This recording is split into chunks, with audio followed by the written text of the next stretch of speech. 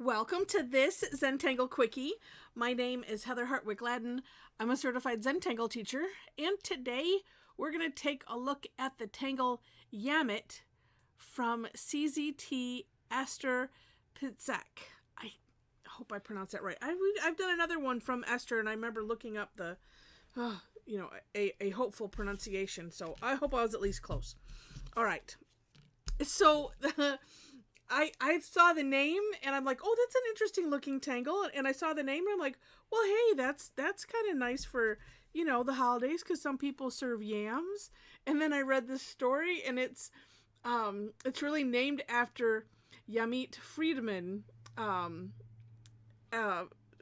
And you can read the story, and this is one of those happy accidents and accident-esque type of thing. So you can read the story, but I was like, oh, that's funny, but it's still a neat tangle. So let's get right to it. Okay, I'm gonna do this is on a diamond grid, so I'm just gonna we'll do one diamond of the grid. I'll do it the way I did it on the step out, hopefully. Now I'm remembering. Oh, there was a reason why I probably don't want to do this, but that's okay. We've started it. Let's see if I can. I'm going to do it this way because I want to have, oh, it's not going to work. All right, it'll be wonky. Oh, no, I'll do it. Oh, no, it's wonky no matter which way I go. All right, so we're going to do a wonky version of this. And then I'll show you something else. All right. As I am here to prove that it doesn't matter how it turns out. All right. I would have been better off let's just draw a diamond. Anyway, I like to be real. We're real here. That's what we are. All right. And if you did yesterday's, this starts off similar. Okay. Dot in the middle. But again, we're working on the diamond. And then two seed shapes coming from that dot to the end, or to the corner, we'll say. Oh, it might not turn out as bad as I was thinking. Bad, air quotes. Wonky. Whimsical. No. I forgot. Whimsical is our wonky. That's what we call it. Okay. And, all right, so then you have this. Then from here, another seed shape coming from the top to the bottom, but we're going to work underneath these, okay? So we're going to use the hollow bow technique, and if you're not familiar, well, I'll explain because I usually do it while I'm doing it, but this one is such a little short space. So I'm going to draw, and then when I come to this line, I'm going to pick my pen up, travel it across as if I'm drawing, but not, and then put it down on the other side and continue on. So it will look like this. And continuing on. So from corner to corner. And then we'll do the other side. I am going to flip the tile so I can use the natural curve of my hand. Because if nothing else, at least I can have that consistency in this one. Okay. And then we'll do that again. Like so. And then we're going to do a smaller one inside. And this is, of course, an up to you. How small do you want to do it? And I do highly recommend do one side completely and then do the other side. There's a tendency, I know when I teach hollow bow, to say, oh, I'll just do these sides and then I'll do these sides. But if it's a continuous thought, it's like you're aiming from going from here to here, it's a curve, and just lifting your pen up, it just has a lot more continuity with it. There's just something about that with the line. So I highly recommend doing that. Now, and that's it. All right. In the description section, you will see Esther's step out and an incredible number of fill variations and shading variations and things. And other variations. So you can mix up the order of this. So that is one of the things that's neat. So for instance, say, let's see, if I had only done this, well, no, let's, Will it work in your brain if I do a partial? All right, let's do. So here's one seed. I'm going to leave this one empty, okay? So here's the big seed shape. And again, it's a partial. I'm going to do the one over here. Right? And if you do things like this where you have a partial, similar to Halabow, just imagine that you're drawing, okay, like the end is going to be somewhere over here. If you feel like drawing on your, that's why I have this nice little cardstock, so that way I can just mess it up. And when it gets just too messy where I can't stand it anymore, then I change it. But, so you could do something like that if it helps. All right, then let's do that, the littler seed shape in the center. We'll have it in there.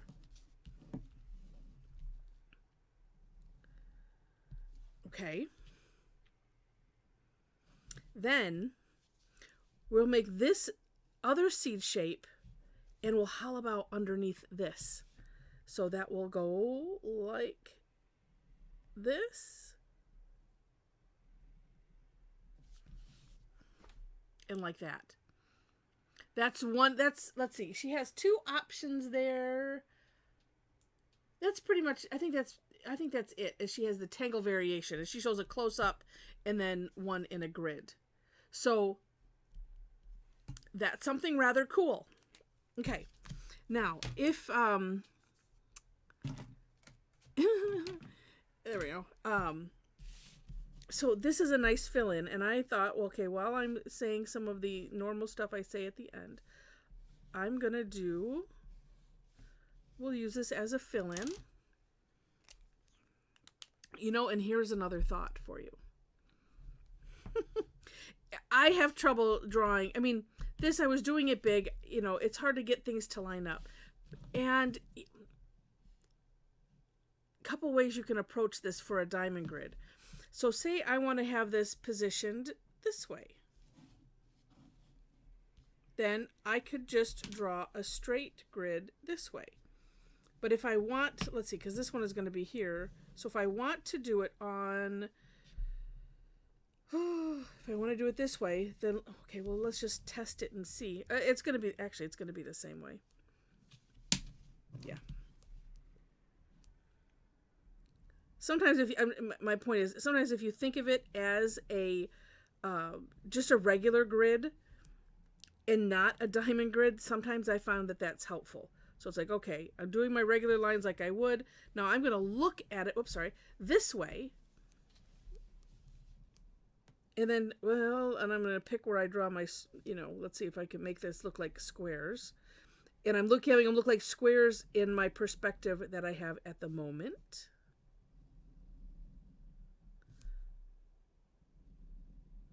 And let's see, I think I would have one there. Like that. Oh, it's a really nice square grid. Oh, look it. Now it's a diamond grid. It's amazing. So anyway. And they're a little bit more even. But it's fun to do things wonky too. Feel free.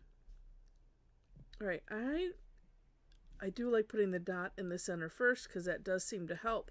Doing it in a smaller scale, it does help with lots of things. Sometimes we don't want to do things small because it's like, oh, it's going to take me all week to get this, to do it.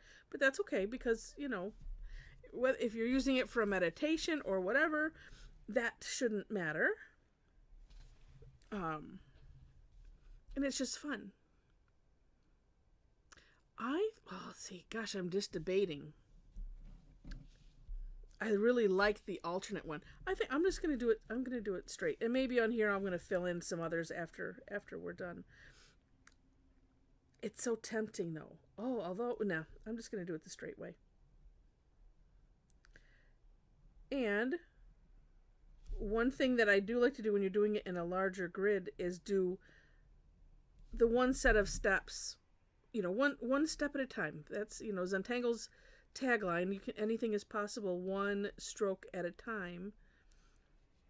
And so a lot of times I will do this where I'm doing just, that first step in all the boxes or all the areas, and then do the next step. There are some tangles though that it get eyeball confused, and it's like nope, need to do one box at a time and then move on to the next one. So it just depends. But for sure, if you're using this as a meditation, this helps, or to relax, because it's the repetition that is really the magic in this.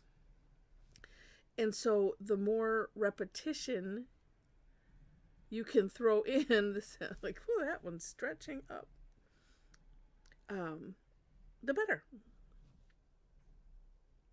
And it's, I don't know, it's just fun.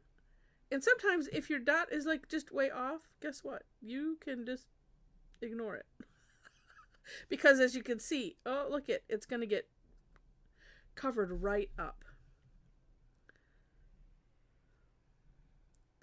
So don't worry about that a bit. I'm going to go a little over the line. If you've taken a Zentangle, I call it Zentangle Essentials, where we talk about all of the essential techniques and things, within Zentangle, you will know that the pencil line is just optional. Oops, and then I usually have to come in and do all the little teeny ones because I want to make sure to get all of those. It makes it convincing. Okay. And honestly, I don't know if there is a tangle that looks like this, but it's kind of neat. All right, so as I'm finishing this, do take a look at the for more inspiration link. Take a look at the description section, period, for links to the step outs. And I always do my own version and then link to the creator of the tangle. And below that, ways to connect with me. Well, you know what? Let me pause real quick. That is if you want to. And if you're enjoying this, take a hand break and click like if you don't mind, if you liked it. And if you liked it enough to see more, please click on the subscribe button as well. And so back to the description section, I have a link to my website so you can follow my blog there. I basically just have, I don't necessarily, junk up people's email boxes. I do a daily tangle, so you can count on that. That is what this will be. And then as I do, as I get recaps to the classes and sessions that we do done, I do my best to post them there. That's where I will post them. And I do my best to get them completed, actually. And I do have a couple that have gone out. And what else do that's a lot of times what I end up posting. I have not gotten in the habit yet. I want to create, I need to look at some things. I did that the wrong way. I didn't do it the wrong way. I didn't do it the way I recommended. And okay, so right here, I did the top and then I did the bottom. And look at how this, not really a curve. That's why I said do it all in one. See, and I don't follow my own advice either, so. I almost did it again. When you're doing these partials, sometimes it's difficult. Shouldn't be, though. Anyway, if you happen to be on Facebook, I have a link to the Facebook page. I've got all those. And you can follow me there. So if you're interested in classes, that is where I post them mostly. At least I post them first there. Look at me doing this the way I said not to do. At least I give you the reasoning why I recommend doing something, because it's like, yeah, this gives you more continuity. But if you don't want that, then don't do it. Or if your hand just says, oh, sorry, just bumped that. Your hand says, no. We're going to do it this way. Okay.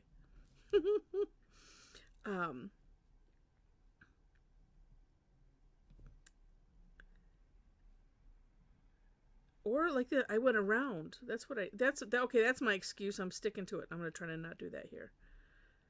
It's so funny. So funny. All right. Yeah, sometimes, I like to do that while I'm doing something.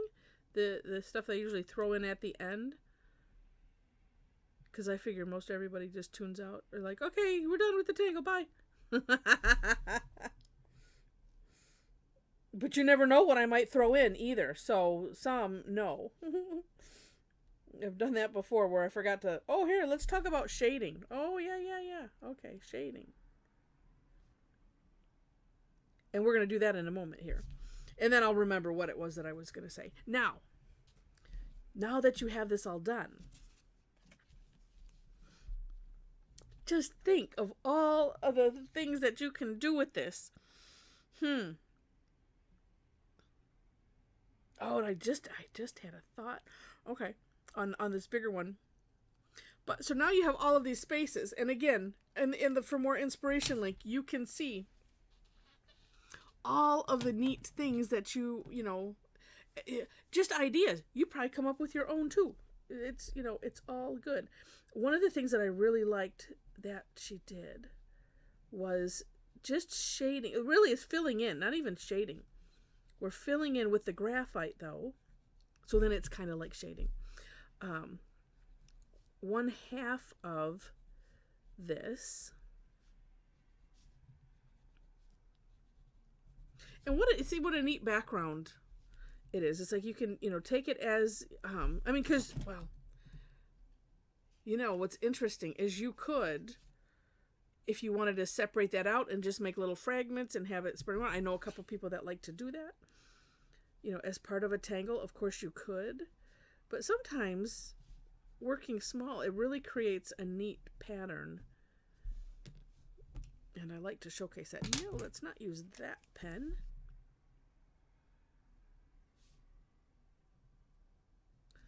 All right. And then a nice tortillon. We'll see how neat I can do this.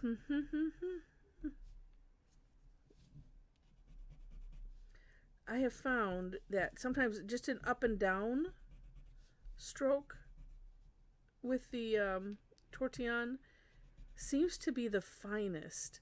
So even though the tip of it is thick, I can kind of still get in there by just doing this way versus like that way. It's just interesting. I think it probably has to do with the pressure, the way I'm applying the pressure to it or something. I don't know.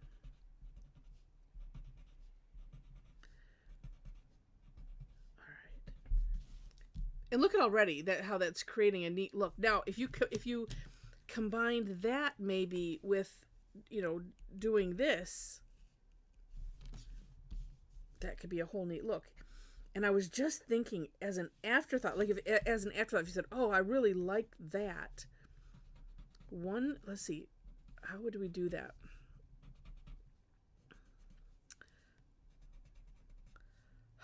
Because when you could fill something in,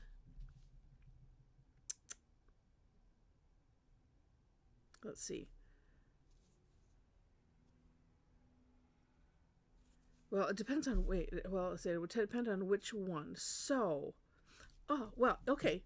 So if you wanted to fill either one of those in, that's what you could do, is you could, ooh, should I do some? Okay. Here's what you could do. Maybe I'll do some rows that are that way and some rows that aren't that way. Okay. And I'm thinking, we'll see if I have that shaded there. And I'll leave this out. We'll put this one underneath. So what I would do is carry this line over,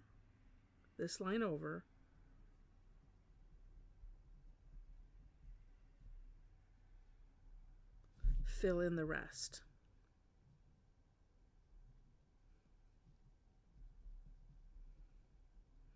And actually, to really sell it, let's fill in both. Oh. Nope, it doesn't work. You were probably thinking the same thing I just did. No, because we have these lines going over. So never mind. So then what you do when you try something and you're like, well, nope, that's not going to make the thing that I wanted it to make.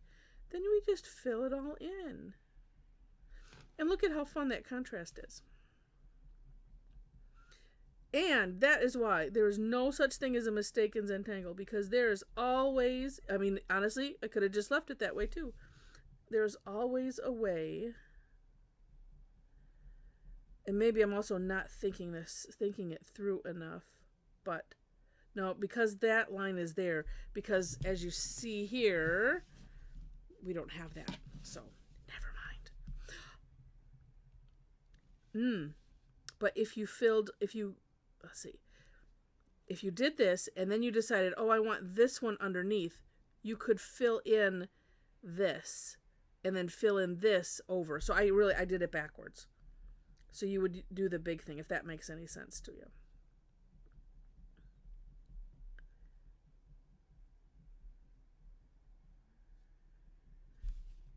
And because a lot of times we have afterthoughts, this is how we come up with these really great ideas.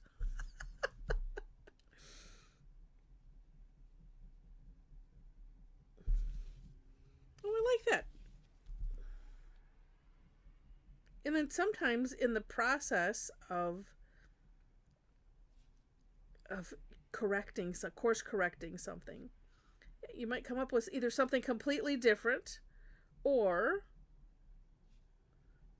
just make it so that way you like it. But this is again why we say there's no such thing as a mistake, and it's why we urge everyone to just keep going. If it's something you don't like, just keep going. Figure out a way that that you will like it. Oops, and let's do, because this is going to be here and over here. Get that filled in better. But yeah, so flip backwards what I was doing again, and if you wanted to fill in this big C that is behind, you would just fill in it. I had it backwards. Fill that over, and then it will look like that's working behind. Anyway, super neat. And I'll have to add some for here. But you have I wanted to add one other thing. All of these places that you can have fun with. Let's see if I'm just going to throw in what's on the rest of my tortillon. I'm just going to put some graphite on the opposite side. But yeah, so now you have all these places that you could, fill in however you wish. Now, granted, doing it small like this, it does create some limitations. Or just have to be careful.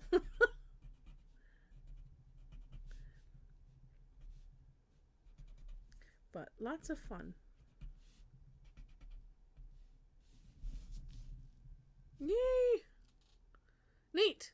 It's just a neat fill-in. And a lot of times I like to make sure to add these, because I think a lot of times we get caught up in all of there's so many pretty tangles, that are flowery or this or that.